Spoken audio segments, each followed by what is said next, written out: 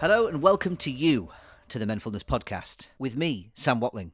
If you're new here, then we are a charity, we're run by volunteers, and we're dedicated to improving men's mental health by any means we can. This podcast became a part of that, and it began as a way of sharing some of our stories and showing that we can have that difficult conversation. We can share. It doesn't make us weak to speak, despite what we might have been brought up to believe. As our charity grows and more men speak out, the podcast grows with it. So thank you for helping make that happen. If you're going through something yourself right now, which is probably most of us, then don't forget you are strong and you can talk and you do deserve to feel better.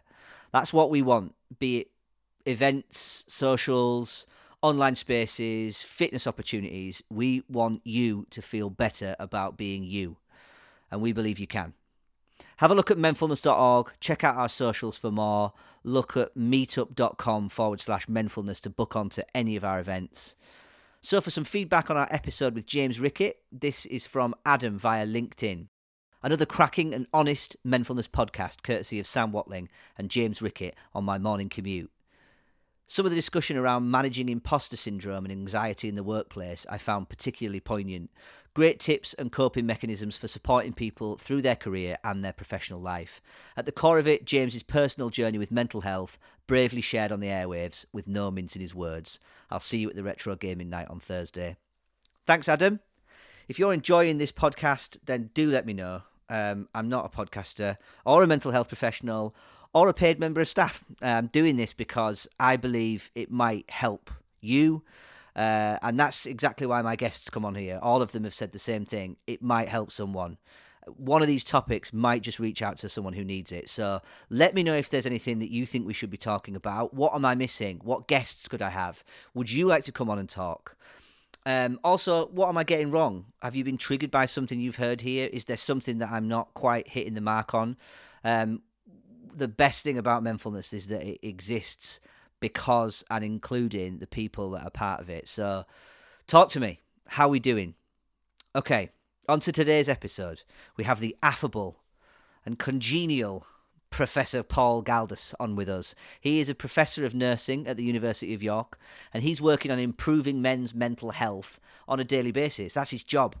He's currently got funding from Movember, the massive men's charity, and he's trialling behavioural activation on men in frontline roles in the NHS. I tried my best not to get too excited and to allow him to talk, seeing as though he's the one who knows what he's on about. But that was tough, so bear with me. But he was not only happy to come along and talk about his important work, what it means to be a man, and what it's like in the Movember Head Office in Australia. But we get to hear his story too. Like I would imagine all of us do, he's got his own experiences of bereavement and mental health challenges, and we are so honoured to have him share it all with us here on the Menfulness Podcast. So sit back and enjoy as we hear from Professor Paul Galdas.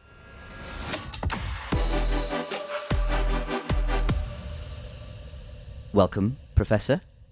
Thank you. Good to be here. It's Paul. In fact, I should Paul, just double check. yes, It's Paul Galdas, is it? Galdas. Galdas. Yeah. Okay. Thank you, Paul. I won't call you Professor throughout the conversation. No, it'd be don't worry. awkward.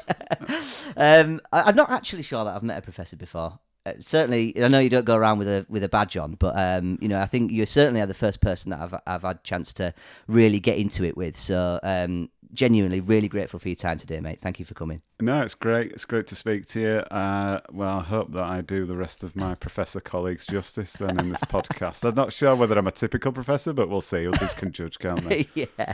Yeah. Well, we met at the uni. We were on a panel discussion for the Uni of York's Mental Health Society, and we were talking all things men's mental health, and it was a really, really good chat, and I was fascinated by what you had to say, the work that you were doing, your links to the Movember charity, and so invited you on, and I'm very grateful that you're offering us your insights on that. So before we get cracking, can you tell us a little bit about you, who you are, where you're from, what you do? Yep. So I'm a professor of nursing at the University of York. And the reason I'm here is because my research is in men's health. I've been doing work in men's health and how and why men access and interact with health services and their experiences of health and illness. for about 20 years. But my professional background is as a nurse. That's why I'm a professor of nursing. Right. So I grew up in Leeds, in a place called Rothwell, which is, not many people know where that is in Leeds. It's an old coal mining area in South Leeds. I went to study nursing when I was 18 in Birmingham, which was kind of an odd decision amongst my mates at the time. Like, a lot of them didn't go to university, went into trades and local jobs, and I went off to do a degree in nursing. So did you just always want to do that then? Well, or? yeah, it's weird because I can't tell you the time where I thought, oh yeah, that's the profession for me. Like, I'm in my mid-40s now, and young lads then didn't grow up thinking that was even a possible career option. My mum Probably not from lads from Rothwell either. No, exactly. And I mean, my mum's a nurse. I was a nurse. She's retired now, so I kind of knew a bit about what was involved. I was interested in biology. I was interested in people. I wanted to help people, and I suppose I used to get this big book of different careers and degrees that you could do, that I looked through and thought, oh yeah, that sounds good. So yeah, I got a lot of ribbon for it at the time and during as well. But I was dead pleased with my decision at the time. And like a lot of things in life, you're just kind of like, oh, this is what I'm doing now. Snowball starts. Yeah, exactly. So I did that, and I qualified as a nurse, and my interest was in cardiology. I worked in coronary care units, people who have heart attacks or acute cardiac problems, and my interest in men's health and well-being stemmed from there. Really, I used to look after a lot of younger blokes who'd had heart attacks, and I always kind of was the one who could connect with them, I could speak with them. And there were a lot of them were really uncomfortable with being in hospital, as most people are, but just not familiar with the system. A lot of regularly used to tell me, I've never been to the doctors in my life. I've always been fit and healthy. This is really unusual for me. And when I spoke to a lot of them, you could tell they'd had symptoms for a long, long time, and the signs were there, but they hadn't accessed healthcare for whatever reason.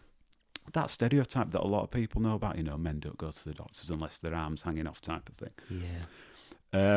And so I got the chance to do a PhD. Well, I applied to do a PhD at the University of Leeds, and I was working at St James's Hospital at the time. And my application was to look at this issue, like, why is it that men, when they get chest pain, when they get cardiac chest pain, why do they delay seeking help, and what's going on there? I got the funding, I went, and that was it. I was off to do my PhD then, full time. That's mad. So you'd been nursing for quite a long time, and they support you into doing this sort of education, taking time out to do that. It was a fully funded thing, and I did it for 3 years at the University of Leeds, and looked into how masculinity influenced their decision making and the thought processes when they were experiencing those symptoms. So I did that, and then got my first academic job then at the University of Sheffield once I'd finished my PhD, and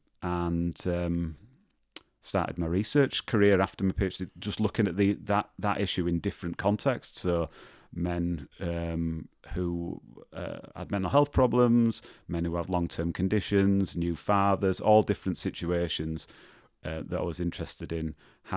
What are men's needs, what are the particular issues that they're grappling with, and how, crucially, what I'm interested in is how can we design health services and support services so that they better meet the needs of men.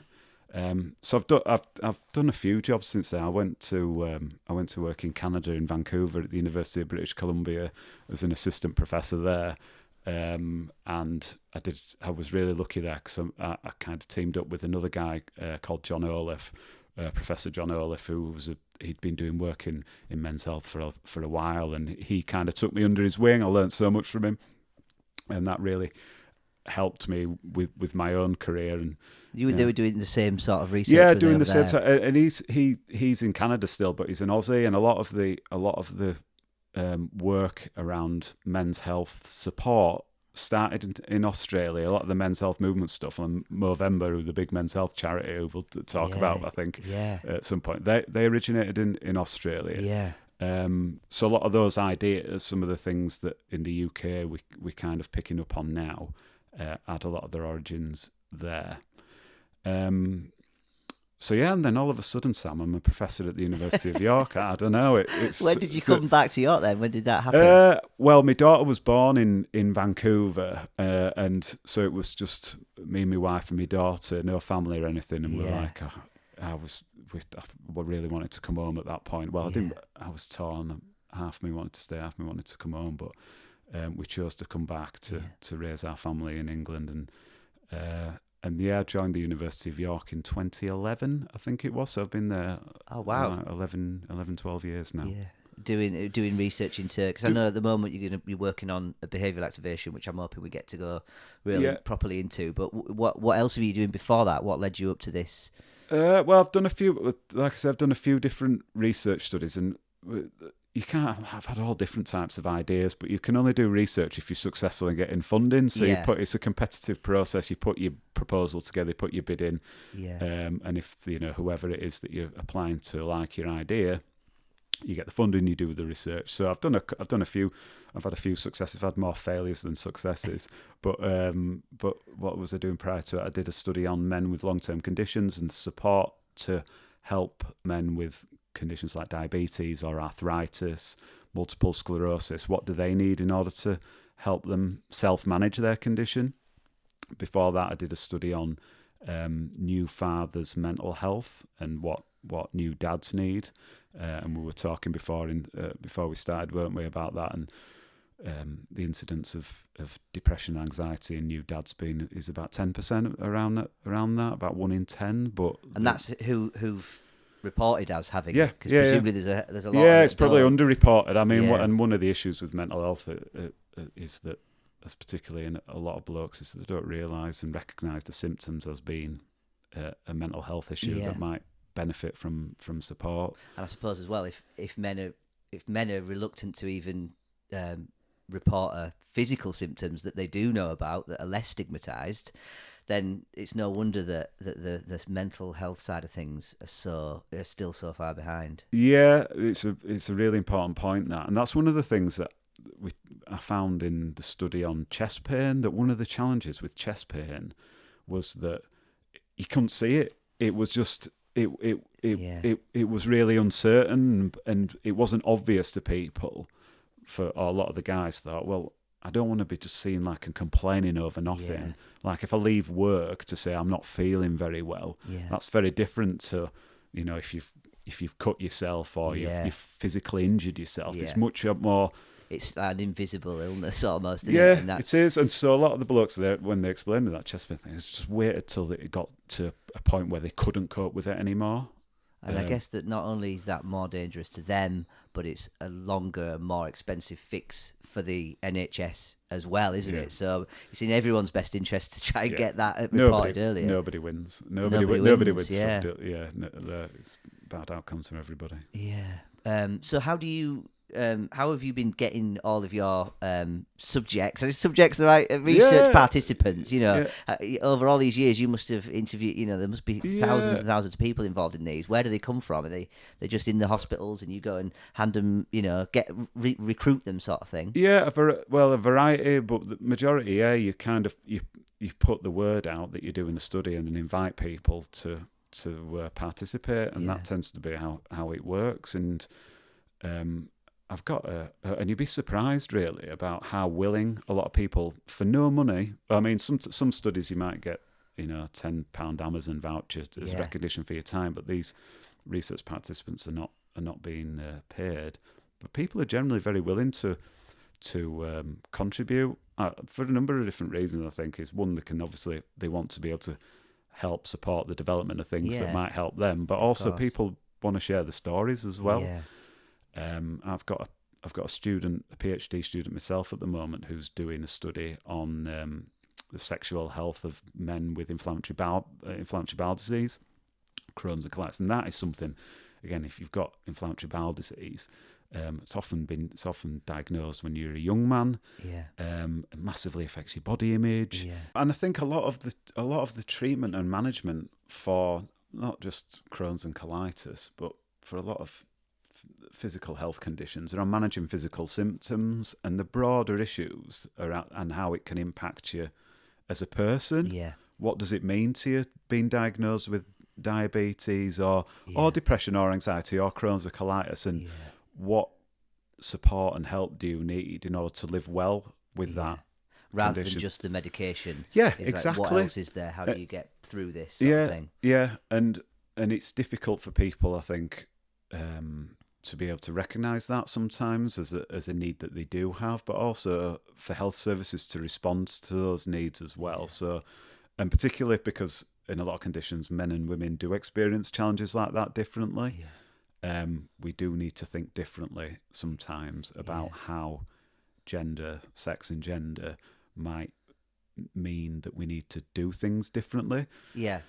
Well, and I suppose we're both in that field. Is that I remember being on that panel, and there is that sometimes that feeling of we're a men's charity, and it's we're in a world where we're trying to be equal. We're trying to find equitable ways to treat people, whereas actually you can't always do that. And when it comes to men, and when it comes to suicide and the underreporting, 36% of referrals to the NHS talking therapies are men. So they're just suppressing it, and I guess, as we've said, that can make things much, much worse down the line. And equal doesn't mean sameness. No.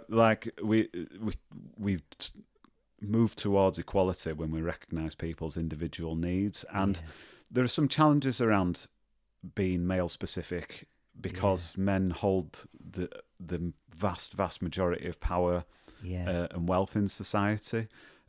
So it can feel uncomfortable to think, well, why are we doing something particularly for men? But the benefits in taking an approach where we support men to take better care of their health, and particularly the mental health, has benefits for the whole of society. The issues that recreate male dominance are often rooted in the ideals that stop men from saying at work or at home or or with their friends, do you know what, I'm struggling, or I'm not feeling very well, or can I talk about something with you? Some of that toxic and fragile masculinity might actually originate from suppressing. The dominant ideals of masculinity in society, this is a lot of my research has been based on these theories, are reproduced in those situations.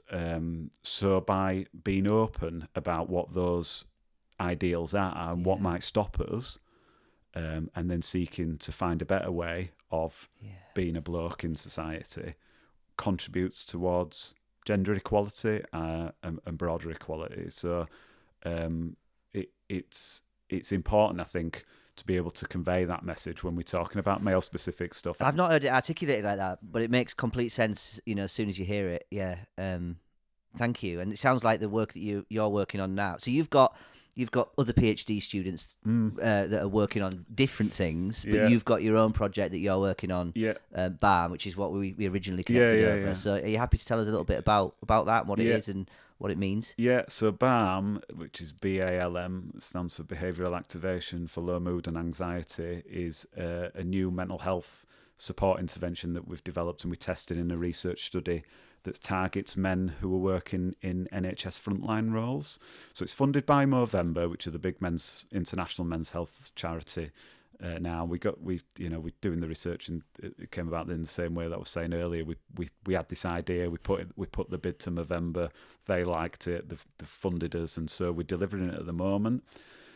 So the intervention, it's based on behavioural activation principles, which we can talk about in a bit more detail. But it's a very simple and practical approach that's a guided self-help intervention.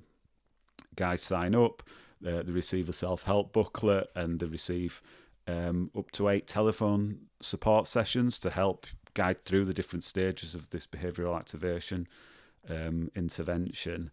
And we're targeting at men working in the NHS for a number of different reasons. One, stresses and strains that impact on men working in the NHS frontline at the moment are really, really high. There's a lot of difficulties, and we target in men who work across different occupations, so not just clinical roles like paramedics, physios, occupational therapists, nurses, doctors, but also porters and maintenance workers who worked all the way through the pandemic. I'm guessing they're all absolutely overrun at the moment. And this intervention it's an early mental health intervention to support men to stay well when they're just getting the beginnings of difficulties.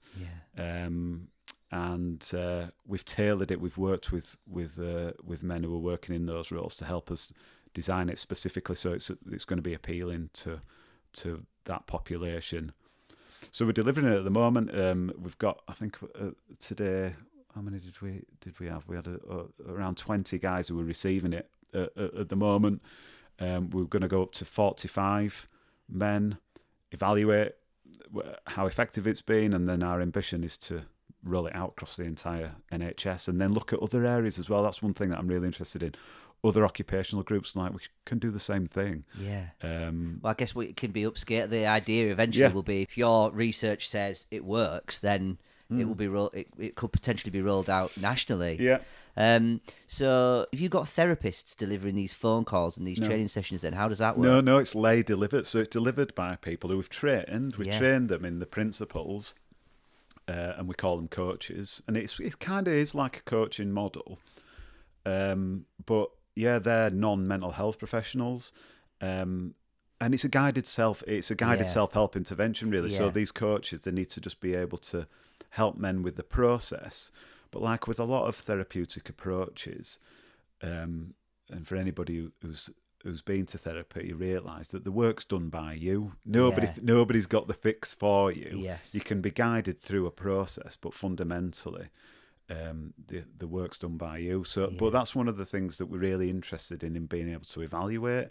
And one question that I always get asked when I teach men's health is that to health professionals who deliver in services, like, do men have a particular preference for the type of doctor or nurse or therapists? And I'm like, no. The evidence shows that there is no, they don't prefer men over women or younger versus older. It's the general type of approach taken that seems to be more important in the evidence and the research. So being more informal, meeting men where they're at, not being all of those sort of general principles. Funnily enough, Sinead, who came in, who does our counselling, she runs our counselling, she also said that men have no preference. Because I asked that question, whether or not they preferred a male or a female, and she said that there's no evidence of that either. So it's interesting that actually it's how you're spoken to, it's that feeling safe and empowered. And different people connect with different people, don't they? And that's the important issue, I think, is not necessarily what somebody's background or orientation necessarily is. It's just about the general approach. I've got the BAM manual in front of me, and it's not dissimilar to the book, because I had some CBT when I was at my most anxious, and you talked a little bit about new parents becoming anxious, and for me, I'm quite fortunate in that I think I was able at an early stage to be able to go, this isn't right, and I was able to kind of maybe assign it to a change in my life that kind of made sense for why there was such a big change in my mood.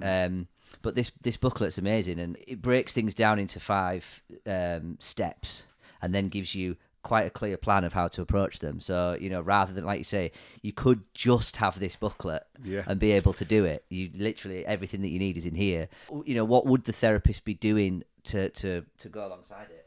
Well, they talk through each of the steps and provide the guidance of what the actions that need to be taken are within each step. So it's kind of walking through the process, really. So for a lot of people, like you say, you pick up the booklet, and anybody who's read a self-help book will be able to empathise as well. Some people will be like, oh yeah, that makes sense to me, and I can like put that into action straight away.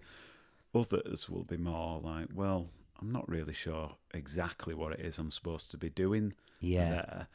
And so the coaches, when they do the telephone support, is basically guiding through what. How have you been getting on, sort of thing? Yeah, how have you been getting on? Do you need any clarification with any of the steps? So one of the things about behavioural activation that you have to do is identify behaviours that you might do in your day-to-day life and that leads to you feeling good, or behaviours that you undertake that don't make you feel good. So for me, I think I could probably think, yeah, well, when I sit at home doom scrolling through Twitter, that doesn't make me feel good. Yeah. But then when I, play FIFA with my son, that makes me feel good. Yeah. But for other people, they might struggle with, well, I don't really know. I'm just kind of, going through the motions. So it's helping guide through those processes, really, rather than providing therapy per se. Because, like I say, it's about the beautiful thing that I love about behavioural activation is it's a behavioural approach. It's about doing things and then doing things differently to affect your mood. Yeah. It's not about cognitive. It's not a cognitive approach. It's not about concentrating on what you're thinking, like CBT is. Yeah.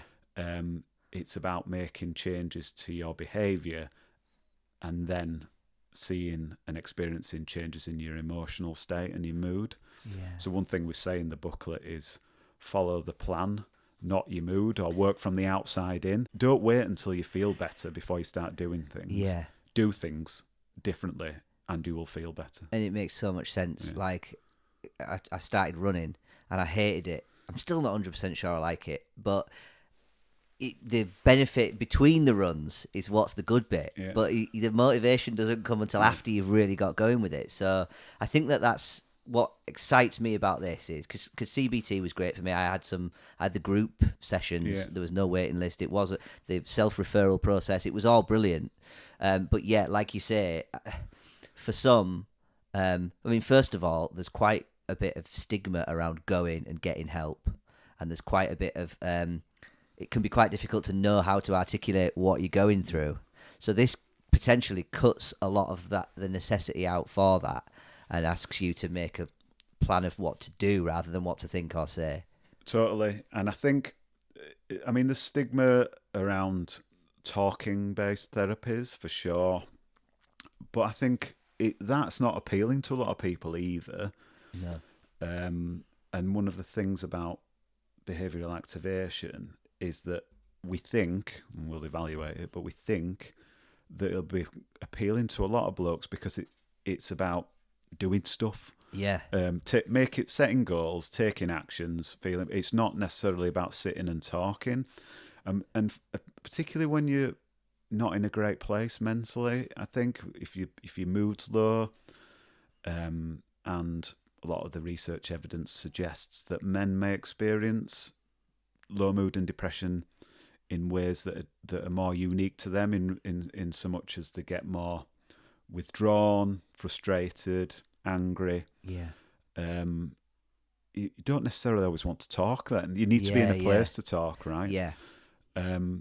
So what this approach is saying is, you can change the way that you feel just by making some simple changes or by identifying a vicious cycle that you might have got yourself into because of the way you're feeling or because of something external that's happened. Yeah, and I think, I had to get to panic attacks before I was able to go, what's going on here? Because actually, what had happened was because of that, I stopped going and spending time with friends. I cancelled things, which had previously made me feel good. Yeah, and I think that if you're not aware of that at that point, you lose friendships. You could really go isolate yourself over a long period of time, which would only compound because that's one of the things that really obviously mattered to you at some point, and that's getting that back in my life was really important, even though it was uncomfortable. We all experienced that in lockdown, didn't we? Yeah. I'll be honest, it came along. It's horrible to say, but it came along as I was at my most anxious. Right. So for me, I'd had 6 sessions of CBT, But I was like this relief Oh, that really? I had no expectations or socialing. Everything was cancelled. Right, okay. It was a weird sense of, Oh, yeah. but it gave me a bit of time Yeah, to yeah. actually figure out what was going on. But with some people, that perpetuates, doesn't it? I don't want to do that. It doesn't make me feel good, so I won't. Or alcohol makes me feel better, so I'll have more of it. Or, whatever, that negative behaviour as well, it turns into a loop. Yeah, we find, I mean, the behavioural activation approach we talk about in the booklet says that, we can find coping strategies that might work in the short term. Stopping, if you become really busy at work, or you're a new dad, or things have changed in your life, you might stop doing particular things because you're tired, you haven't got the time. I can't go out anymore, I can't go to the gym, I can't go to whatever a group it is that you might have done, because I just haven't got the time. And so in order to cope, I'm just going to cut that out for now. But then you lose whatever that was, what it was giving you. But this approach is not just about reinstating those things. Sometimes you might not be able to do those things anymore. Yeah. So it's about thinking about, well, what was it about that? What did you gain from that? Yeah. And is there a different activity that you can reinstate that gives you the same thing? That works in the principles of people who might have been diagnosed with a long-term condition, or they might have been injured. One of the things that I'm terrified about in my own life is when I can't play football anymore. What the hell am I going to do? That is the thing that keeps me sane. Yeah. What am I going to do? So I'll have to find another activity that gives me the same thing. Yeah. So what would you say that it gives you? I mean, I guess there's exercise in there as well, but is it as much about seeing people, or? Yeah, it's so many things. It's physical fitness. It's the camaraderie of playing a team sport with other people. And it's just like the ultimate mindful experience, I think, as well. I think it's probably the only time where my mind is focused on that single activity. Yeah, that's interesting. So it's a bit of a break from your own brain. Yeah, totally. Yeah. Well, I wouldn't like the Menfulness football has just been so popular. I think because it's not all that competitive. And I think that helps as well, because not all some blokes love the football, but they get to a certain age, I'm talking about myself here, where the level of fitness drops and they haven't played for years. So the idea of going back and having that sort of like crunching tackles and people tutting because you've skied it or whatever, it's nice to not have that. But it's fascinating that whatever ability, all different ages, but they all just love it. It's just a really great experience. Yeah, and so like for a lot of people, activities will hold multiple meanings and not just. Yeah. And that's what I think is really great about the Menfulness activities and things that you guys have been doing, is that it offers opportunities for being able to do those valued activities that if you are sat at home thinking, I would like to broaden my social network, or I'd really like to go down to Crooked Tap and do, but I'm going to wait until I feel better. And before I've got, what this approach suggests is, well, don't wait till you feel better. Go do it. Yeah. And you will feel better. I like that. And I like that there's a scale as well, like a written scale. So if you're going to write down, I'm feeling like a 4 out of 10 today, and then you go and do the thing despite only being a 4 out of 10, and then later that day or the next day, you're a 6 out of 10, you can't argue with it, as long as you're filling it in properly and you're doing and you're pushing yourself to do that. Yeah, and it's baby steps as well with a lot of those things. Everybody will have their own individual experiences and challenges, won't they? But for me, because I'm a men's health researcher and I've done work in mental health, but I'm not a mental health professional. My colleague who runs this study with me, Dean McMillan, who's a clinical psychologist, he's the expert in behavioural activation. And I've been learning loads myself about it and putting it into action as well. Right. And like lockdown, when we were kind of developing this idea, and period over COVID where I really struggled as well, it was really helpful for me then, because I was like, what am I? I've got myself into this pattern of a negative pattern that's just not making me feel good, and I can't do the things that used to make me feel good. So I need to just find some other things to do that are going to make me feel better. Yeah. and I did, and it kind of, it really helped me. That's good. You can see it working for yourself as well, which is really, really powerful, isn't it? That you know how it functions. I think the weird thing about mental health generally, and I talk about, say this is from a personal perspective as much as from a professional one, is it's not like a physical health condition whereby you go to the doctors or you have a scan and they say, oh well, that's what's wrong with you, it's your heart, or it's that part of your kidney, or it's your big toe, or whatever, and this is what needs to be fixed. We know exactly what you need, we know the medication that you need, or we know the operation that you might require. Mental health is all, well, you might want to try this. CBT works for some people or not everybody, or psychotherapeutic approaches, they can be helpful as well. Or counselling or mindfulness, or there's everything. All it's different. Overwhelming, There's no silver bullet to it, is there? There's no one, and so. But what I've learned about that is that different things work for different people at different situations. So the balm intervention, it'll work for some people. It'll be really useful for some. Some will find it very useful and appealing, some won't, and there are other things that you can do. So but it's nice, it'd be nice for it to be alongside CBT, because I think it would be really complement. And I know that CBT does work quite a large percentage of people, but you do think, right, well, those ones that it doesn't work for have then got that, like you say, that mire of other things to try and wade through, and it can be exhausting, can't it? Especially with things like counselling and psychotherapy. It really does require you to dig deep and maybe rip off some scabs, and for some people they don't want that, or they're not ready for that, and actually getting you in a good place to be able, I mean, do they work alongside each other, would you say? Behavioural activation and counselling, or well, yeah, I think behavioural activation is a component of CBT in some approaches, but I think they can absolutely work alongside each other, and there is no panacea. Like there is no like one answer that's gonna be like, well, it's a shame, isn't it? It's frustrating as hell. I think if there was that one way, just like, well, I've absolutely nailed it. Or like you need 3 weeks of this, and then 4 weeks of that, and then a session of this, and you'll be right. And it's I guess is that part of your role then, to work out what percentage of people respond well, and which bits of it are the most successful, sort of thing. And fundamentally, what is it about this that might be attractive and lead to more men saying, yeah, I'll give that a go? Right. Like, how do we make something appealing and accessible? But the balm intervention is as much about putting in place strategies to maintain mental well-being, in the same way that you might run or go to the gym in order to stay physically fit. Actions that you take. The behavioural activation approach is similar in that it's about putting in positive a structure and behaviours that are going to help you stay well during times of stress and difficulty.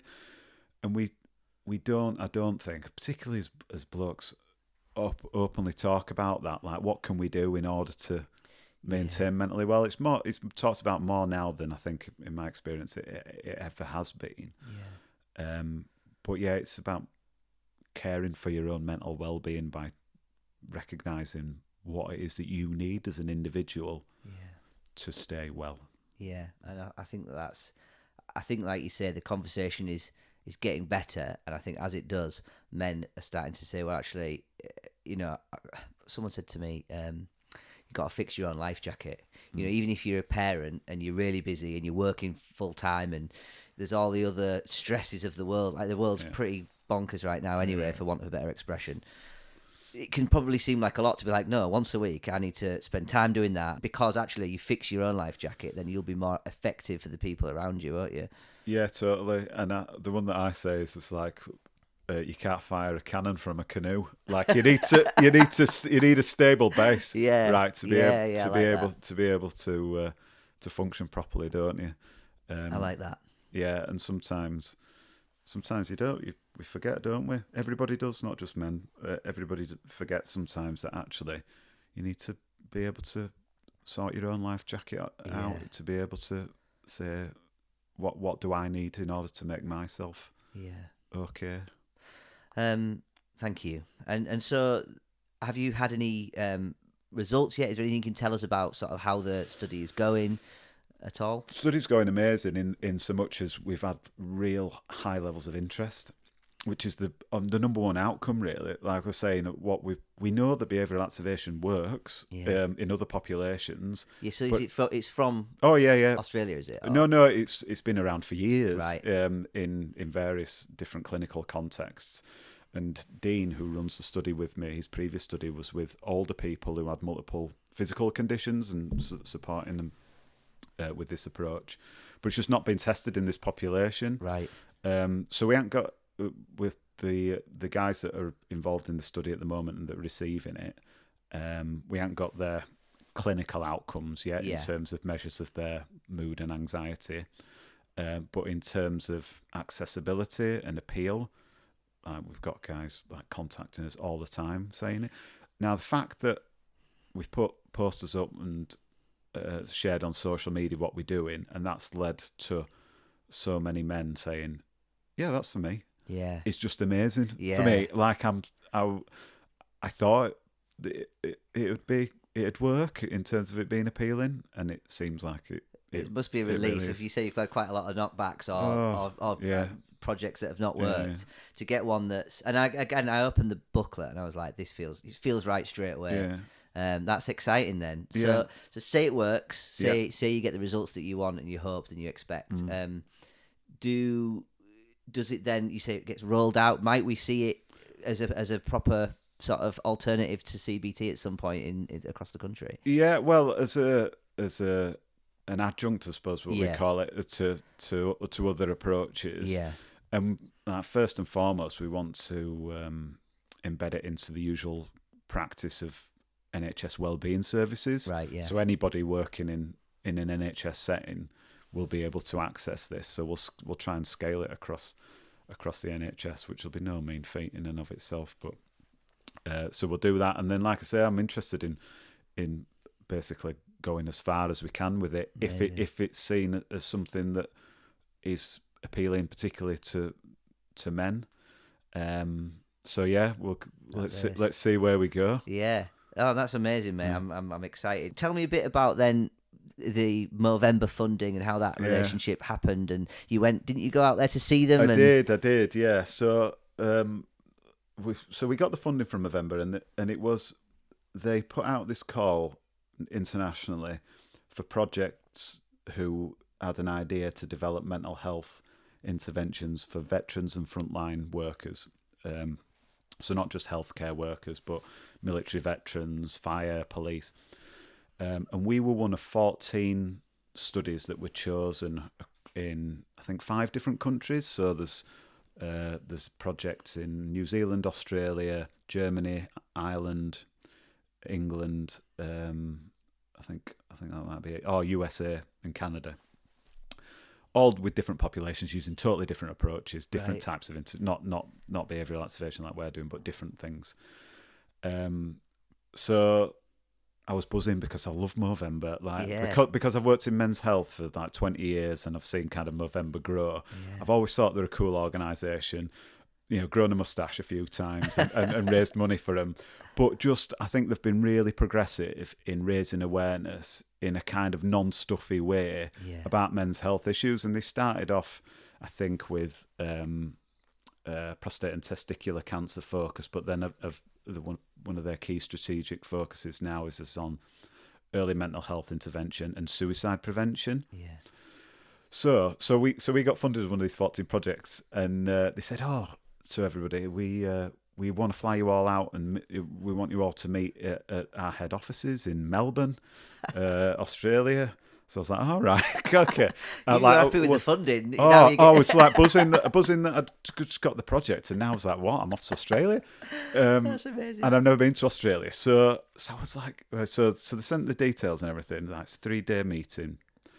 So I was saying to my wife, like, what am I going to do? Like, and I've got 2 young kids, and I don't travel tons, and certainly don't travel to the other side of the world regularly. Like, what am I going to do I can't fly to Australia for 3 days. It's a long way to go. Yeah, and I'm not a great flyer either, Sam. Like, I'm not, we fly to Mallorca and I'm nervous.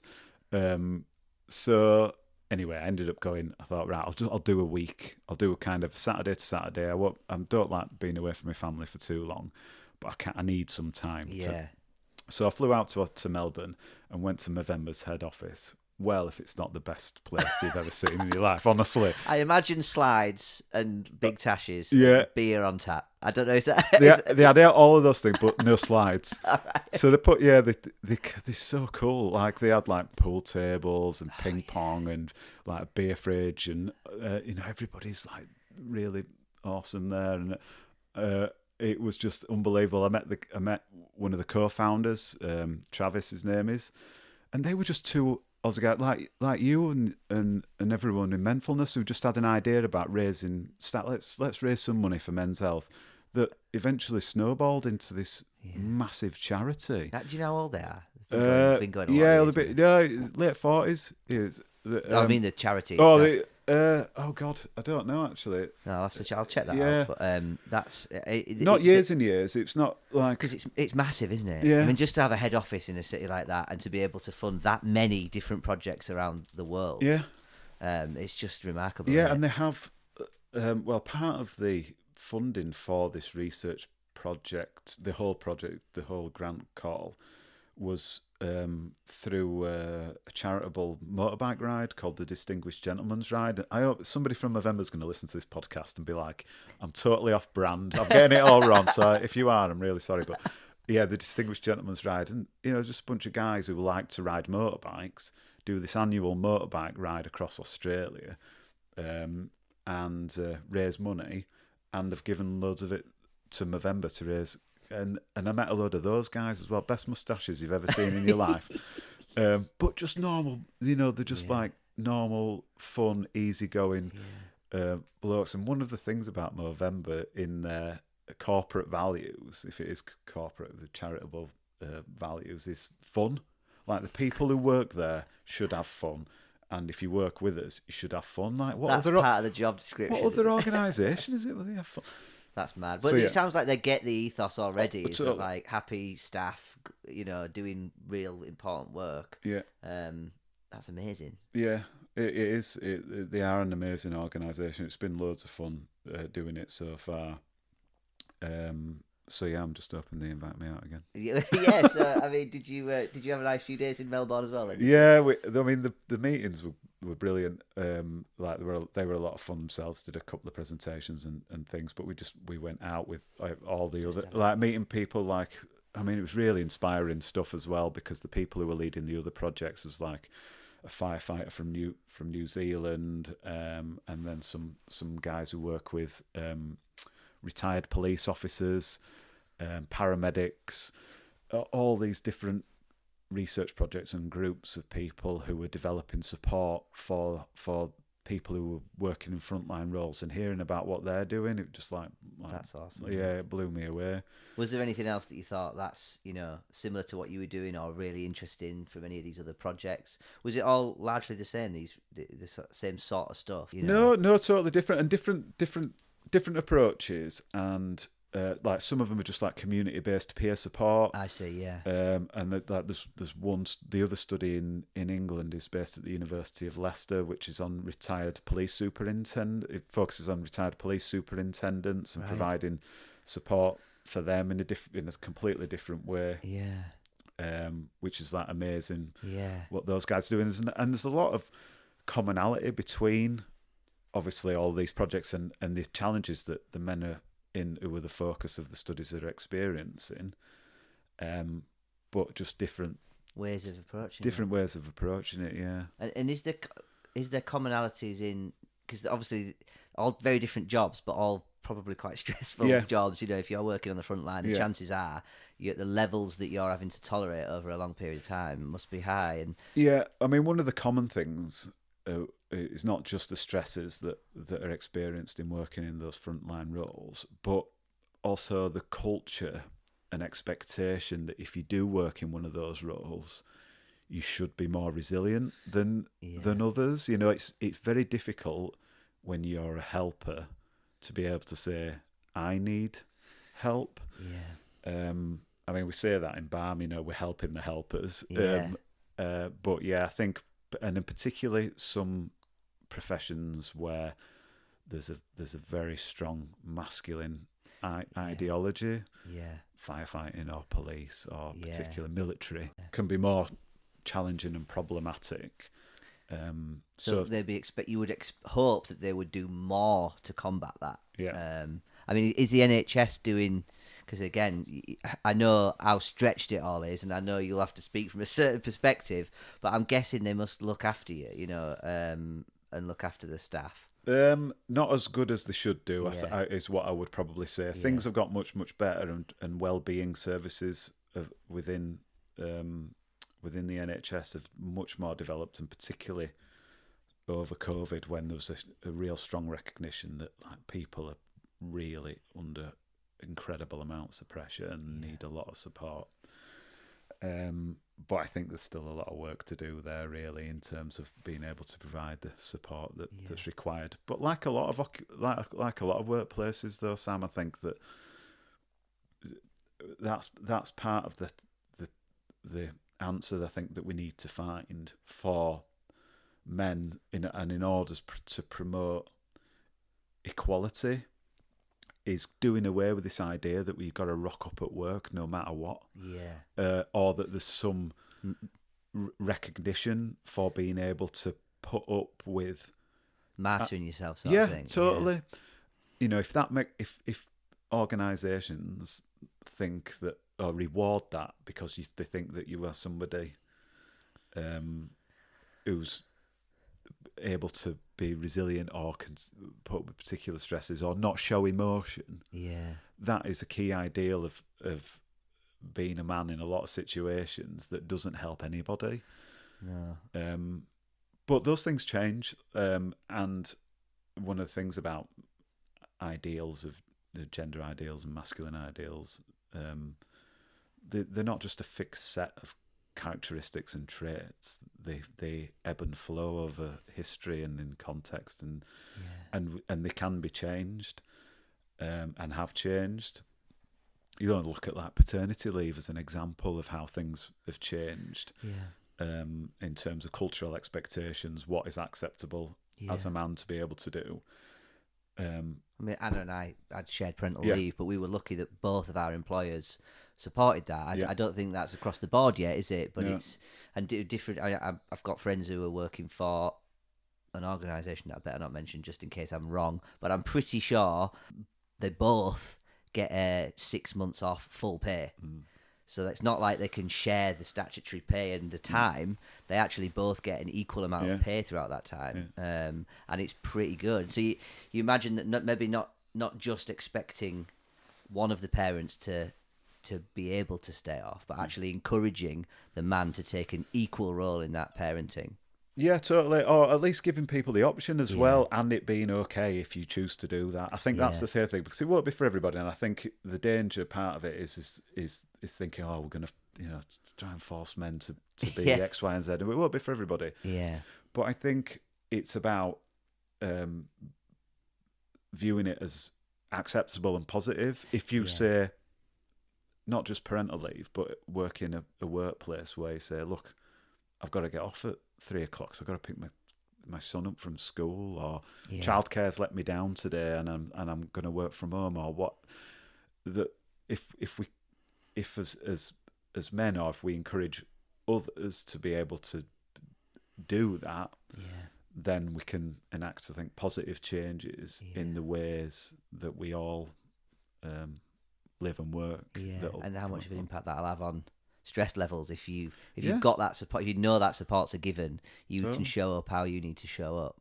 I'm interested in what you say about what it means to be what masculine really means and how it changes over time. And I'm certainly not the most masculine of men, but equally kind of menfulness it does feel like it across the board work. It's hard. I still don't quite know what it is. We've never really had to properly say what it is that we're doing.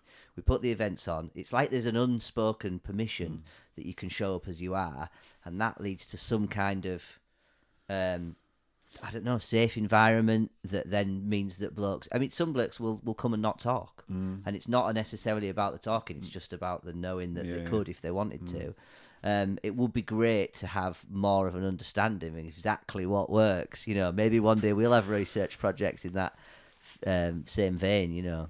Yeah, and I think, I mean, it's interesting you say that about I'm not the most masculine of men, because there isn't one version of masculinity. Yes. There are masculinities, different expressions of gender, of male gender and of female gender. I'm not talking about necessarily about gender fluidity. I'm talking about what it means to behave as a man in different situations. But there are ideals in culture, in terms of ideals of how we've been socialised to understand what does it mean to be a masculine masculine I suppose man. that's right. Is what I'm actually saying is I'm not as close to what I was brought up to believe. Yeah, you don't conform. Men. You don't conform to to those ideals. I think is what you're saying in every situation. Yeah.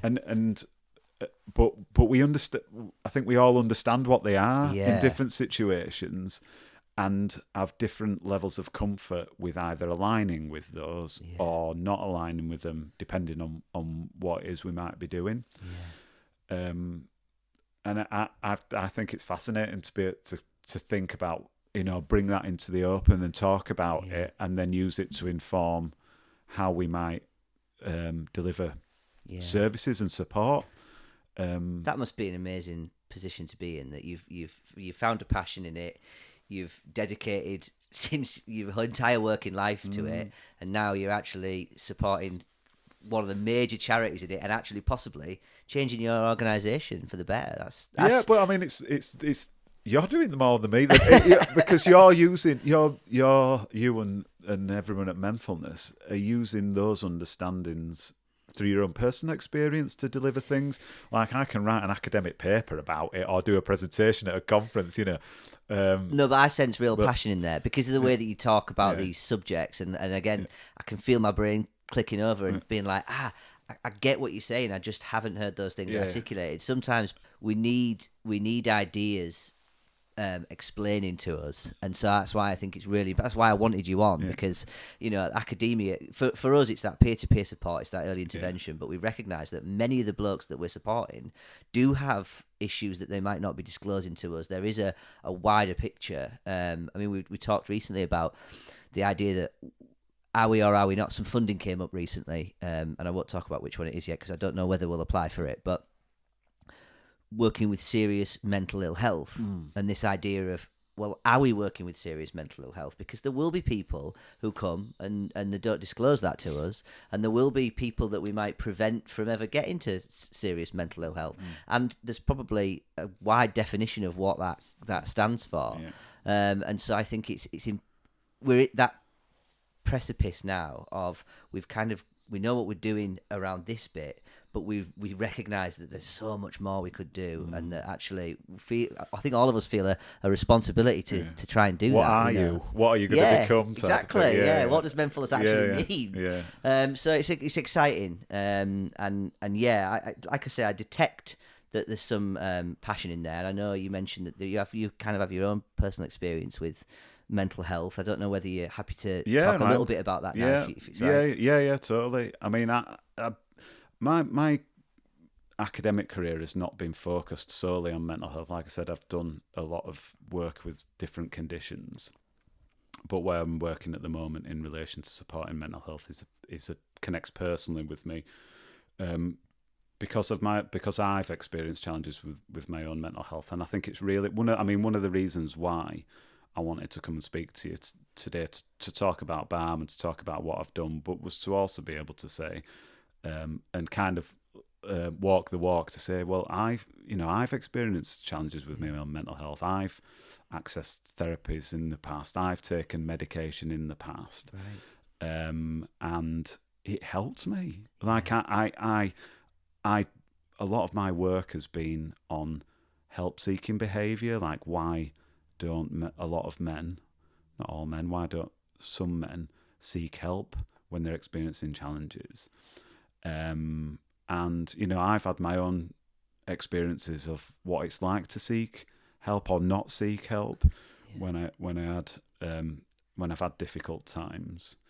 And there's been a couple of times in my life where I've been particularly low, depressed, anxiety. I've had I accessed CBT when I was in my 20s as well, and later on in life, and it was hard. Yeah. It was hard working, like what you said, working out what the heck was going on. Yeah. And I still don't, my own. I think part of the thing that I've realised is that it's not something that happened for a period of time and then goes away.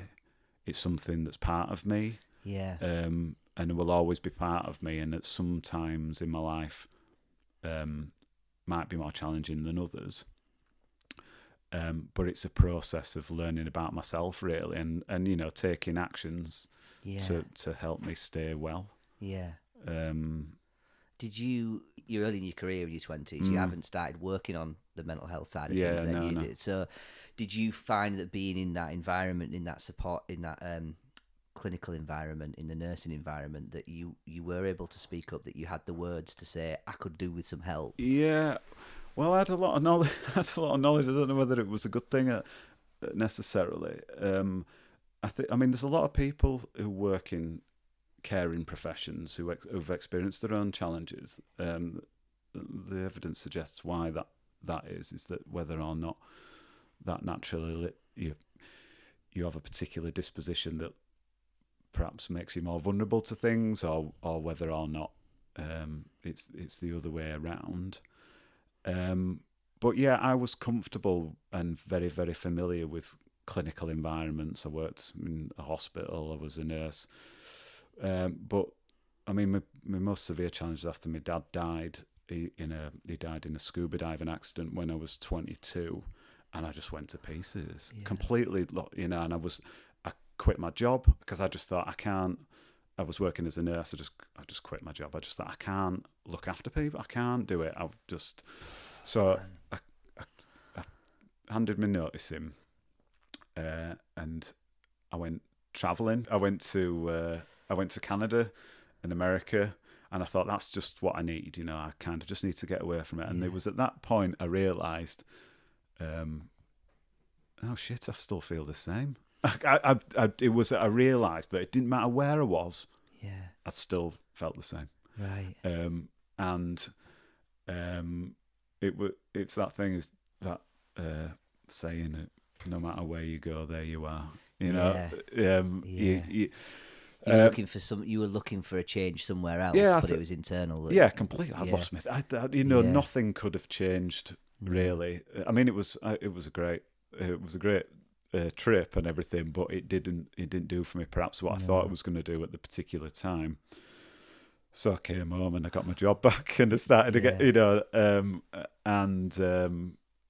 I think it was prescribed medication as well at that particular time.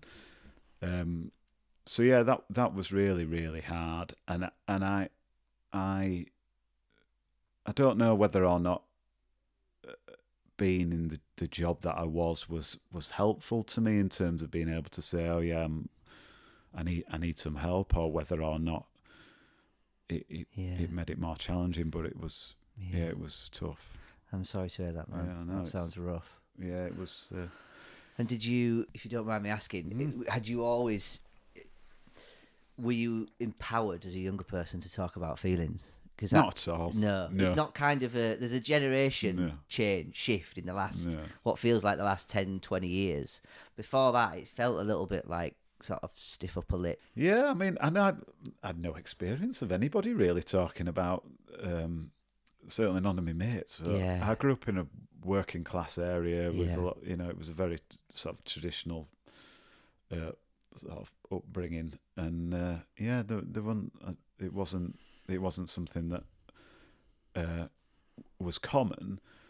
But for me, I think I always connected with my own emotions. I wouldn't have gone into the job that I did do without knowing that, really.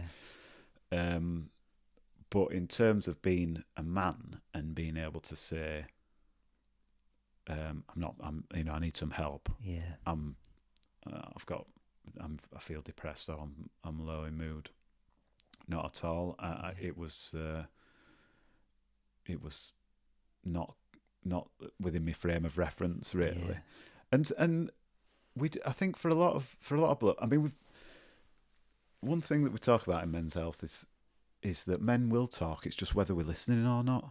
Right. We've moved away from this idea that men are just like complete, just cavemen who don't know. Yeah, it's just a nonsense. It's just give the right circumstances. If we're listening, then the men will. A lot of men will access and seek support. But God, I remember when I went for the therapy stuff, that terrifying feeling of going into a waiting room. When you're a young man. It was awful. You'd think like everybody's going to be like, what the hell is it going to be like, and all that. But I'd never spoken to anybody really who'd experienced that. Yeah. But I think, one of the things as well that I talk about in relation to how a lot of men are socialised is very, very different to how a lot of women might experience support from their friends who often will connect and talk about how are you feeling, and that sounds terrible, and tell me more about it. But for a lot of blokes, just don't do that. It's just like, you're right, mate. Yeah, you're right. It's fine, or it'll be right. It'll be fine. Don't worry about it. And there's a hesitancy as well, like, right, he needs cheering up. Sometimes it's that, isn't it? It's not. It's not even that I'm scared to talk about it. It's that you don't need that. He needs cheering up. Yeah, and it's not that. It's absolutely not that people don't care. Yeah. It's just that we don't really know a lot of the time. And then what is it that they might need, or what's going to make anybody feel a little bit awkward, or. So I think, crucially, what we need to try and do is not necessarily try and replicate what we think others might do in other groups, but find a way. Like a lot of the evidence says that men often connect well shoulder to shoulder rather than face to face when you're doing other things. Yeah. When you rather than sat round looking at each other eye to eye, in the eye. Although you said you had group CBT, I've never experienced that. It wasn't a circle; it was a class. Oh, was it? So right. you taught and you got a booklet and you taught it. Yeah, I think back then I would have really struggled to sit and look at people. Yeah. So we kind of need to find those things that work best for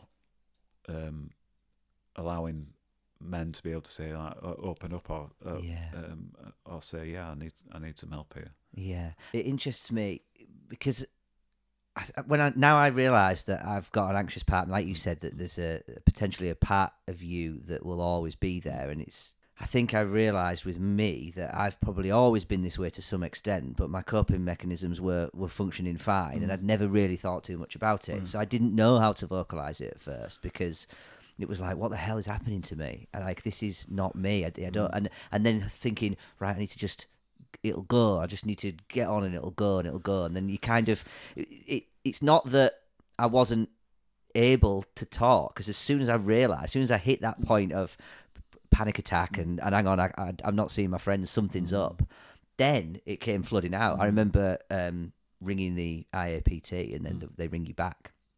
And I was like, what am I going to say? What am I going to say? What am I going to say? But as soon as I started talking, all of it out onto a complete stranger on the phone. She was probably used to it, because I'm guessing a lot of people will be that way. Yeah. You've got it in you. It's just you don't always realise that it's there in the first place. You just think, oh, something's up. Yeah, and I think, for me, we'll look back in 10, 15, 20 years about mental health and well-being and think, crikey, we got it really wrong in how we looked at it. Yeah. Because I think we still seek and this is a personal view, I think, as much as a professional one, but we still look at it in the similar way as we do, like I said earlier, about that's wrong with your kidney or that's wrong with your heart, when really it's part of being human. In terms of having periods where you don't feel great, where different people experience it at different levels of severity. But part of being human is being anxious, is being low in mood, it's feeling angry, all of those things. And at different points in our lives, we might need more support for those things than we do at others. I think that's how I've come to view it. Well, it certainly feels a little more like you're less fighting against it then, aren't you? It's like you find a way to accept if it's a natural, and I guess it is natural. That fight or flight is natural, isn't it? It's just we're not worried about the same things that we would have been when these emotions were kind of evolving. Now we've got like notifications going off and other people's opinions to worry about, rather than a bear nicking your food or whatever. Yeah, no, exactly right. You asked me before this about anything that I might have read or seen that's had an impact on how I feel, what I think and feel about mental health, and I said there's nothing massively profound, but there was a documentary that I watched on Netflix, and I wish I could remember what the name of it was. It's a series anyway. This one's about the tennis player Mardy Fish. I don't know whether you've seen it. No. So he played at the same time as Andy Roddick,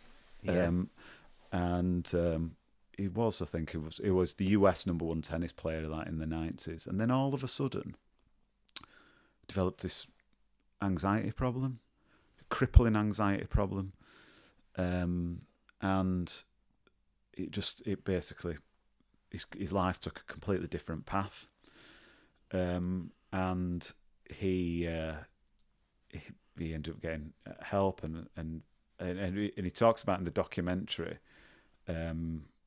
saying to his doctor, like, when's this going to be fixed? Like, when's it going to be over? He said, it isn't.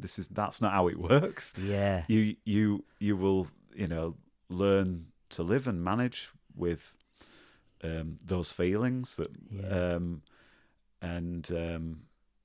honestly, I think if it's a brilliant. I love a sports documentary anyway, but I'll link it in the description. Yeah, link it in the description, because it was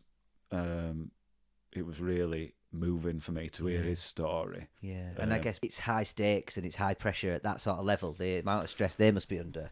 Well, he was having panic attacks. That's how he started. He started having panic attacks, and I won't ruin it for anybody who wants to watch it. But it's like that night. Is it Naomi Osaka? It was one of the tennis players who she faced so much stick for saying, "I actually can't do this right now. I need to step back." And she was, "Well, you're under contract and expectations of like." You should be. You think we've done? I thought we were much further along than that, than the sort of stick that people get publicly around not being able to cope. Yeah, exactly. No, I'll link that. Thank you, mate. And I think I'm gonna keep turning it back to me, but again, you can only speak from your own experience, can't you? But I think when I look back at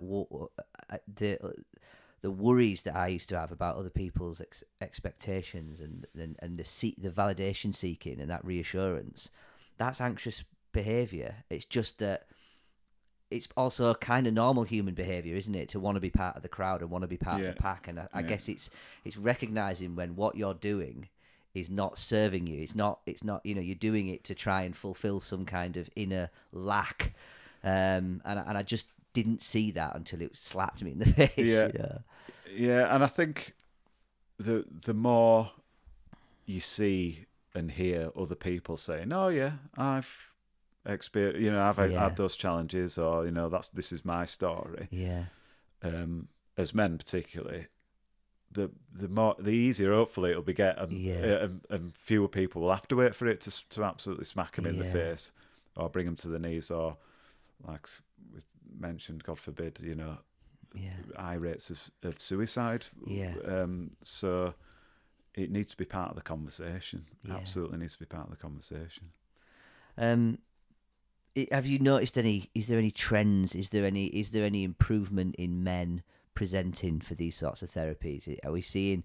I know we're not seeing drastic improvements in suicide rates, but is there any kind of hope in the? Yeah, not massively, I don't think, at the moment. We still, like you've mentioned earlier, the referral rates for the NHS psychological talking therapies service, IAPS, still men are massively underrepresented there. Right. So we do still see what we think is underdiagnosis of mental health conditions in men. Because if you look at the stats, far more women get depression and anxiety than men, but we think that is probably an under recognition of some of the challenges that men are experiencing. And that's obviously not to say that this is more of a problem for men than women. It's about finding ways to support everybody to be able to access services and help. But in terms of patterns of consultation, I think things are slowly changing and improving. But in terms of it being in the public domain, as talking about it, recognizing that A, this is a problem that needs to be tackled, and B, men might be experiencing particular challenges and might need different ways of finding support, has changed unbelievably in the time that I've worked in really good. Men's health. It gives me a lot of optimism, and when I talk about issues like this, when I do lectures and presentations, a lot of people do say to me, "Oh, things are really changing in terms of like younger men's views on masculinity and gender." And I agree, they definitely. I mean, conversation about gender generally in the public domain's like hugely changed, but there's still some very deeply ingrained processes of socialisation. I see it with my own son. He's 8 years old, and he's been socialised to a process of what it means to be a boy. I saw a YouTube video of a lot of kids, and they were asked to draw a pilot and a surgeon and a police officer, and there were 5, and they were all drawing men in that, and then when actually women came in their outfits, all these kids were like initially like laughing. This afternoon, we're going to draw people doing different jobs. And the first job we're going to draw is a firefighter. Have a think in your head what a firefighter looks like. What's your firefighter called? Mine's called Firefighter Gary. Firefighter Stan. Firefighter Simon. He's big and strong. He's got a big helmet on. That's brilliant, isn't it? Next, we're going to draw a surgeon. Have you thought of a name for your surgeon? Jim Bob. Jim Bob. He's a brain surgeon. I think he would wear a stethoscope. He gives you medicine. That's his ambulance.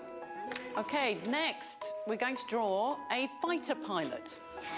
This is his jet plane. He rescues people. He likes to do stunts in the air and stuff. OK, now, who would like to meet these people for real? Yeah!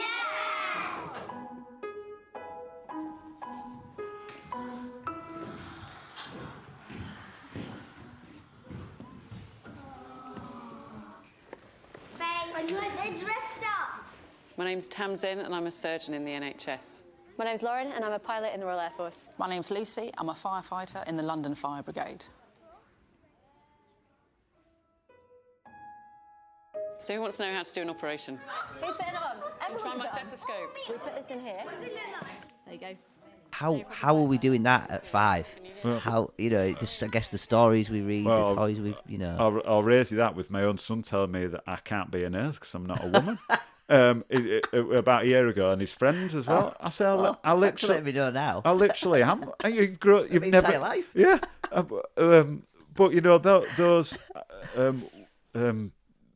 gender stereotypes about what you can and can't do in different professions. I think, it's still really, really strong. Yeah. So I think the only way to make long-term sustainable change in some of these things is the way that we raise our kids and the way that institutions at schools and the media and things, that the messages that they receive through those channels as well. Yeah, I mean, I'm just at the start of that process, and already I can feel her asking the question why. My daughter saying why. I'm like, oh, that's a different question. That's suddenly now I'm giving the reasoning out, and I suppose it does feel like quite a responsibility to make sure that we're imparting not just this is what to do, but this is why, and how do you feel, and giving them some agency in that decision. Yeah, but I think we've become very much more familiar and comfortable with the messages that we need to give young girls. Like I've got a daughter as well.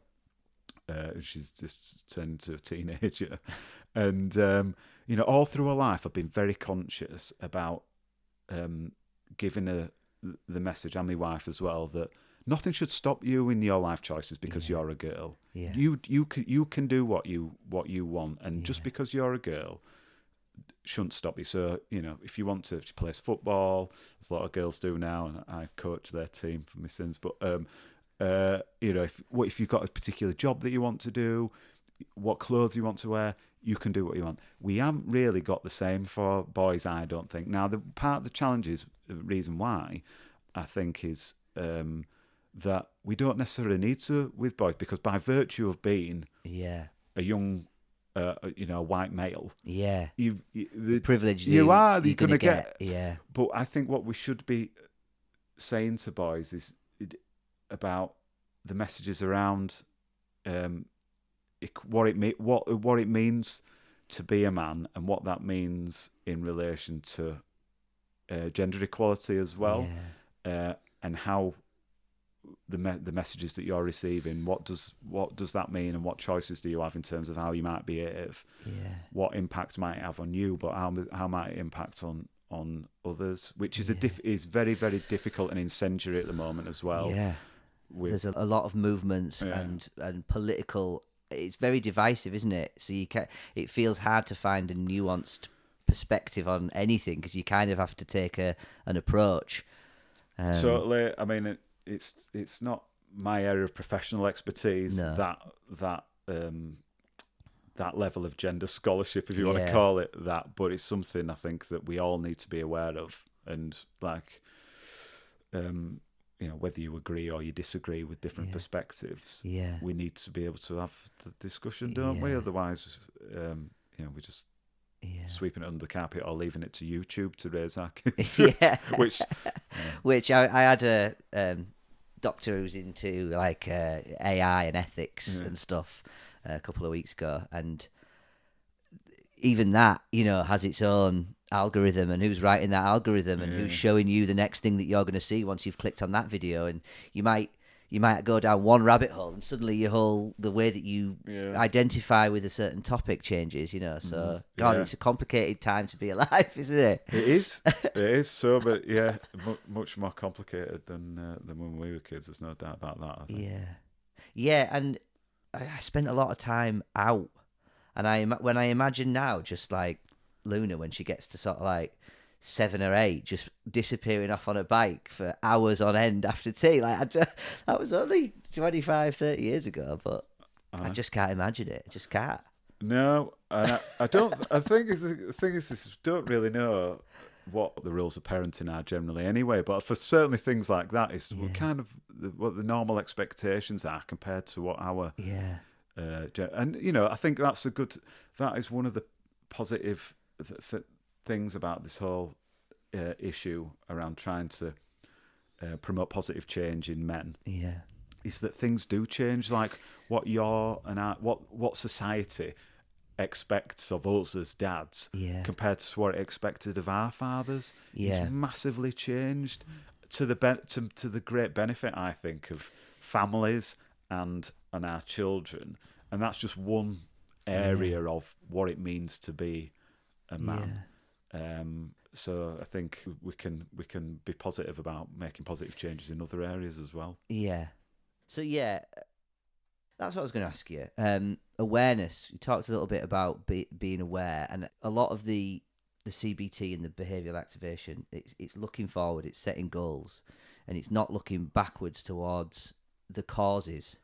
And I wonder whether or not there is a scientific way of if that will ever be the realm of science, or if that awareness is always a positive thing. You know, sometimes they say ignorance is bliss, isn't it? You know, how much of people's recovery or experience is around the awareness they have of what they're going through, of the causes, the causes of why, you know. For me, I imagine it's probably so long ago that I don't remember it, you know.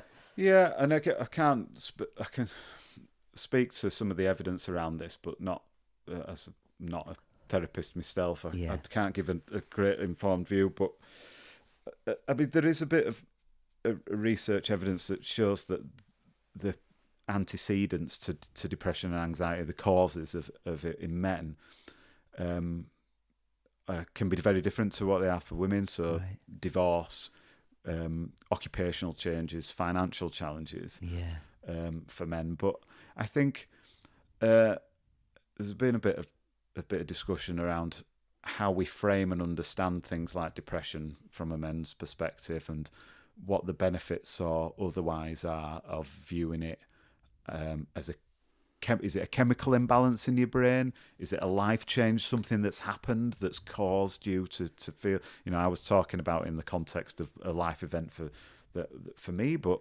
that might not necessarily be the case for all of the experiences that I've had.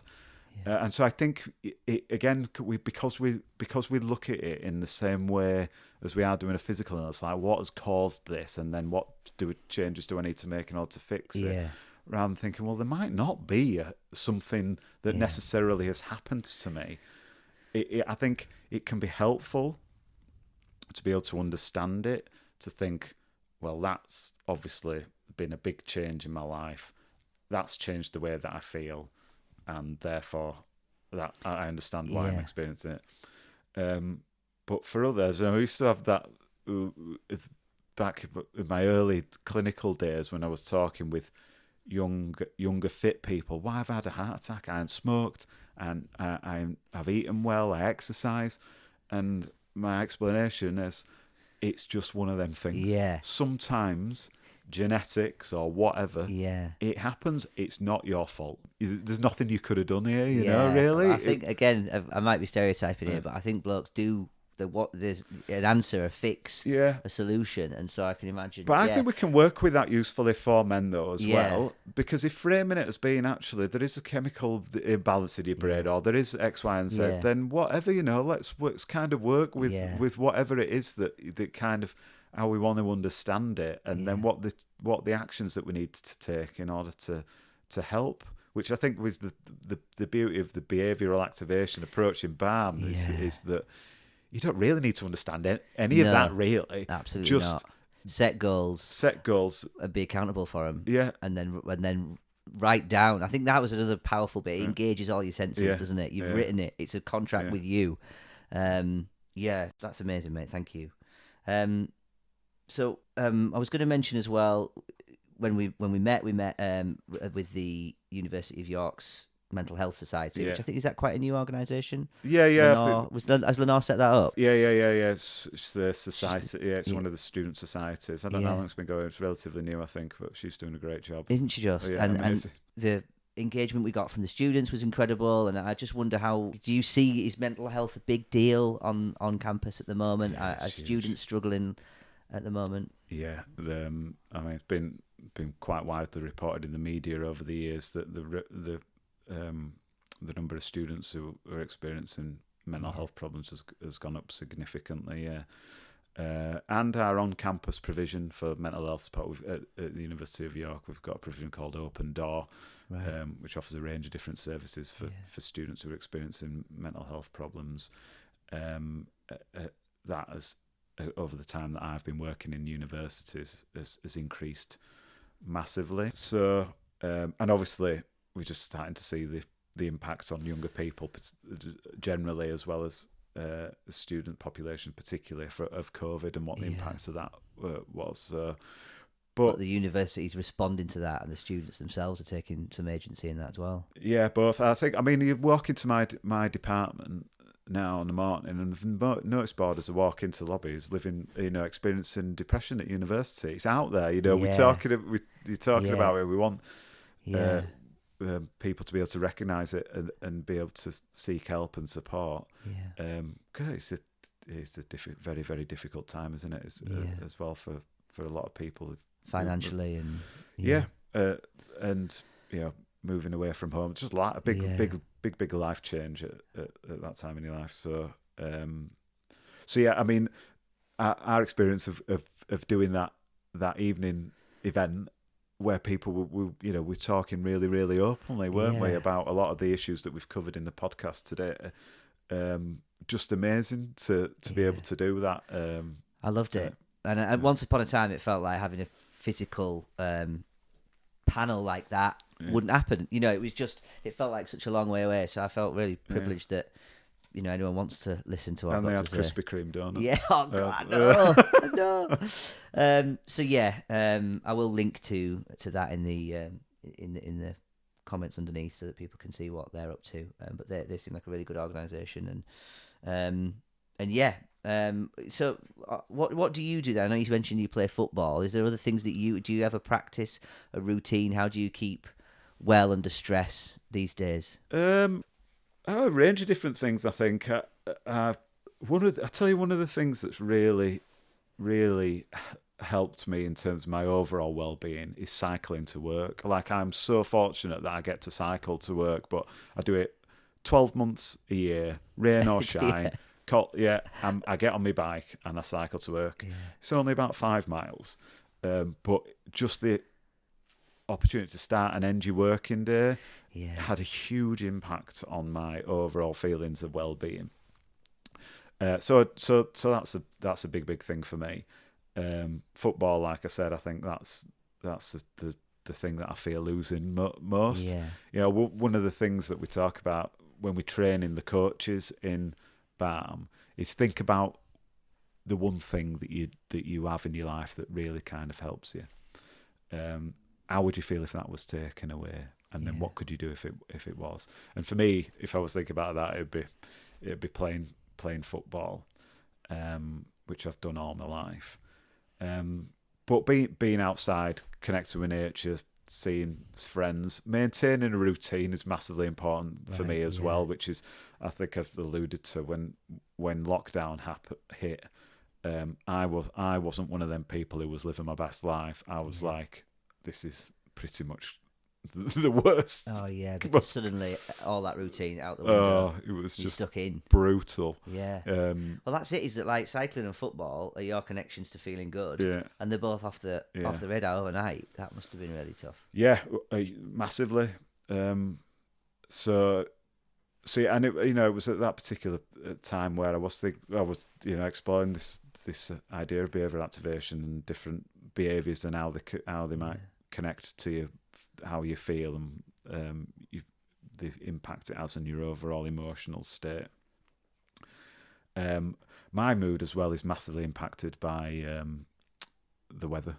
Right. Like coming into spring now, like I've seen like flowers blooming and the daffs are out. Oh, it's amazing. Love it. It lifts me hugely. Right, hugely. I don't know. I kind of self-diagnosed myself with seasonal affective disorder, but do you know what I got? I'll tell you one thing that really has made it. My mate gave me a alarm clock with a natural light in it, so it wakes you up by gradually turning on the light. So in the dark months, what an absolute game changer! It does actually work. Oh, it's amazing. Honestly, it represents sunlight or something, doesn't it? It's like UV or something. Yeah, it's different to your lamp. Yeah, totally. It's brilliant. I absolutely love it. That's cool because it's kind of hacking your brain a little bit there, isn't it? Yeah. You're still waking up the same person, the same time of year. It's still physically dark outside, but just the lamp that gets you up. Yeah. That's ace. Yeah. And honestly, I've had it so many times where the people will think that I'm being paid for selling it, but I'm not. I've like woken up and then I've opened the blind in my bedroom expecting it to be light and it's pitch black. I'm like, because my body has thought I'm up in its daytime. Yeah, it's the sunlight that's woken me up. So that's cool. Yeah, I'd recommend giving that a go. There's quite a lot of blokes in the Menfulness WhatsApp that have said this time of year really gets to them, and I think seasonal affective disorder is probably more prevalent than people, certainly more than I realised. Yeah. Again, it's maybe one of them that people don't report, because how would you report that? It's not necessarily taking over your life, but No. it's day-to-day affecting your mood, isn't it? But again, I think the sort of the behavioural activation thing is like, well, what things do I do that make me feel good in spring and summer that I lose in autumn and winter? How can I reinstate those? What other things can I do? Yeah. And you can still be. So what I've tried and do when I still get outside, and that's the biking really helps there, because I'm out no matter what. So that does help. But I still suffer more in the winter time. I've tried to be less grumpy about it than No, thank you, man.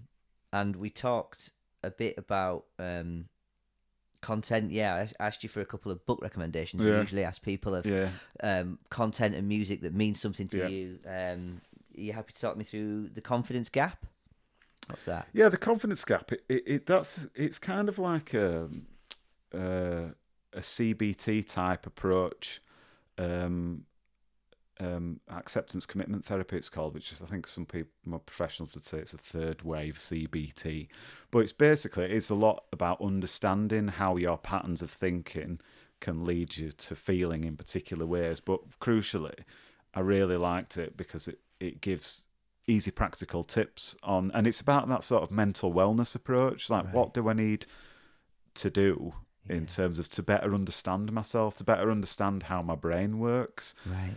And a lot of it is based on mindfulness principles. And I've flipped in and out of mindfulness for so many years, having periods where I've done tried to do meditation and tried to do mindful practice, and then others when I'm not doing it so much.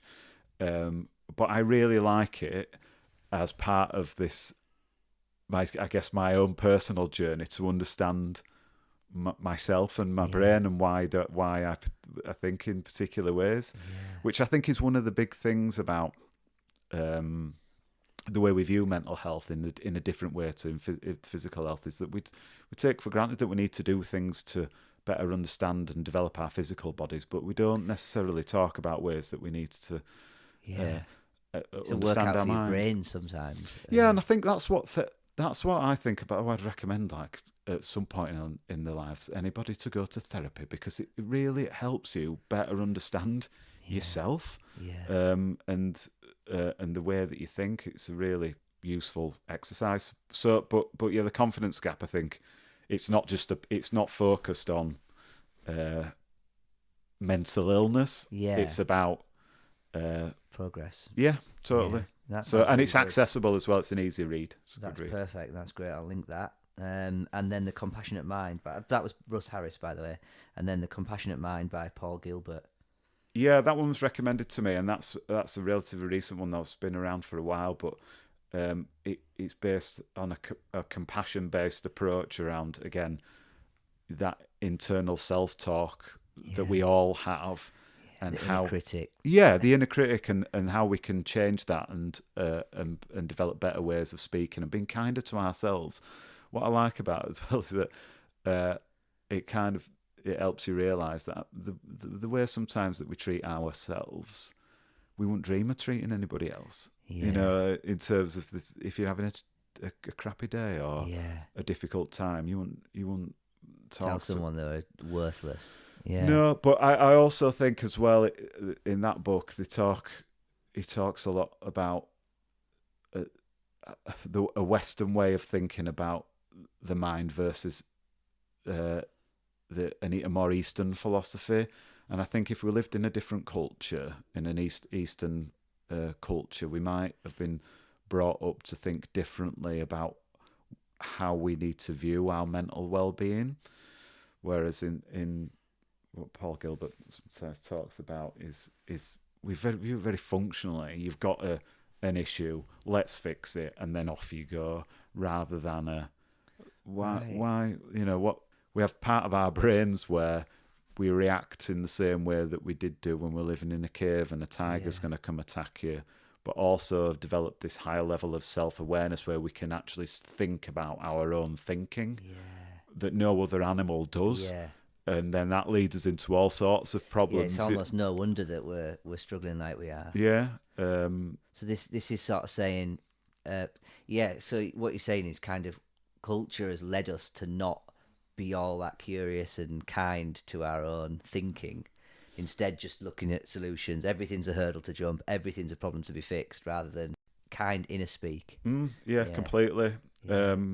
So, and again, some good practical tips and nice exercises in there. It's one of them that you can pick up and put down. So, yeah, it's a. Someone told me, what you feed will grow. And so, like, if you're feeding that negative self-talk, there's no wonder it's growing. There's no wonder that's, what is it? Something called the reticular activating system. Some part of us that filters out, when someone says, when you want a new car and you start looking at models and suddenly you see the same one everywhere on the street. Yeah. If your brain is constantly looking for reasons why you're shit and you need to try harder and everything's going wrong for you, there's no wonder that you're going to see more of those opportunities, is it? Really, it does make sense. Yeah, we don't spend much time working on it, do we? No, it completely makes sense. So yeah, it's a good one. I enjoyed both of those. Plus, like I was saying, the Mardy Fish documentary that I can't remember the name of that you're going to link in the comments section. Yeah, no, will do. Thank you, man. And then finally for our playlists, we've got a happy playlist and a sad playlist. And you've sent us a couple of tunes. Are you happy to talk us through them? I am, yeah. So I am.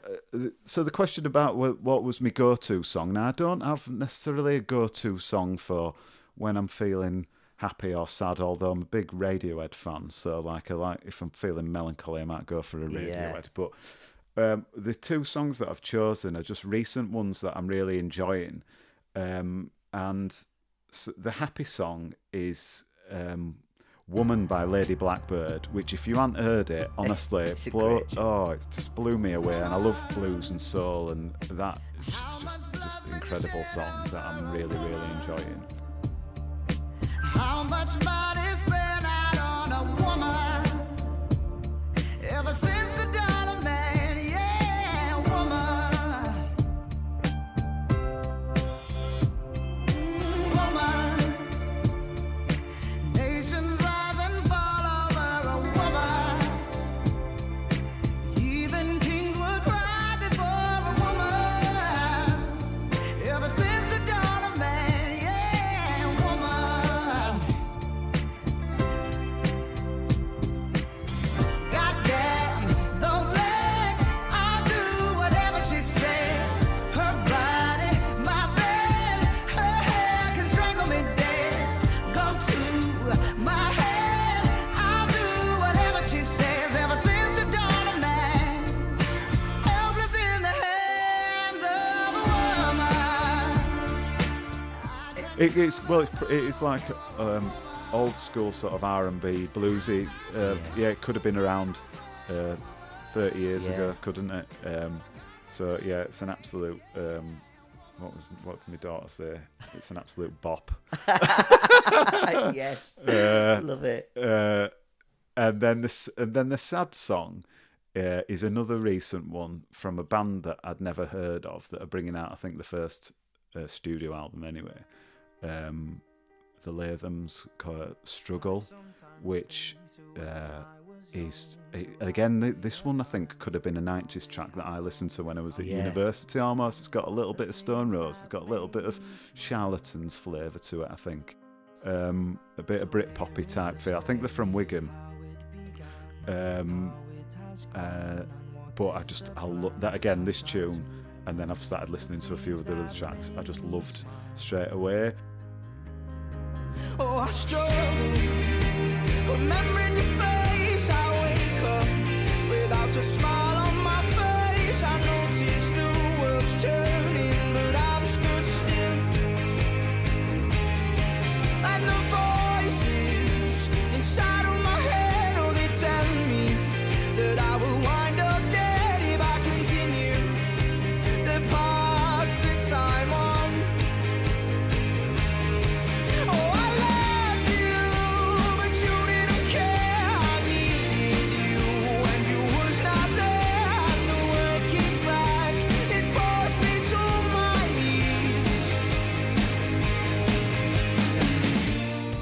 struggles about the loss and bereavement, and obviously it connects with me in terms of my own experience as well, which I just think it's beautiful, and a beautiful video as well.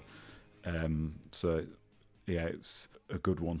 Yeah, no, thank you so much, and thank you for sharing your experience with me. I know I'm almost a stranger, and you know it means a lot to get your expertise, but also to kind of get to know you a little bit as well. So thank you so much, man. I really appreciate it. Was there anything else that you wanted to talk about that we've kind of skipped over? Or No, I don't think so. I don't even know how long we've been talking, so that just shows you it's been a beauty conversation for me.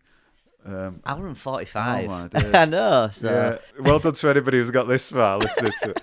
But no, it's been a pleasure and a privilege, Sam. And I just to emphasise what you guys are doing at Menfulness, I just think is absolutely awesome. Keep doing it. You're like, from my academic perspective, basically ticking every single box that needs to be ticked in terms of what needs to be done in terms of men's health. So hats off to you guys. Thank you, man. And it does feel like, you know, you'll have people going, right, what am I going to put on my list for behavioural activation? And hopefully we'll be able to provide some of those things for some of these people. So hopefully we'll work together again at some point. Fingers crossed. And yeah, our door's always open. If you've ever got anything you want to come on and talk about, and we've got men that you want to talk to and share a message with, then please do. Cool. And just thank you for your contribution to men's mental health and to the wider picture, mate. So cheers. Very much appreciate you. Cheers. Thanks, man. Thanks. Bye for now. See ya. Wow. So Paul smashed it, didn't he? What did you think? Get in touch and let us know. Have you clicked subscribe or follow yet? It's just a little click. You don't want to miss out on anything. Thanks again for joining us for the Menfulness Podcast. Until next time, keep talking.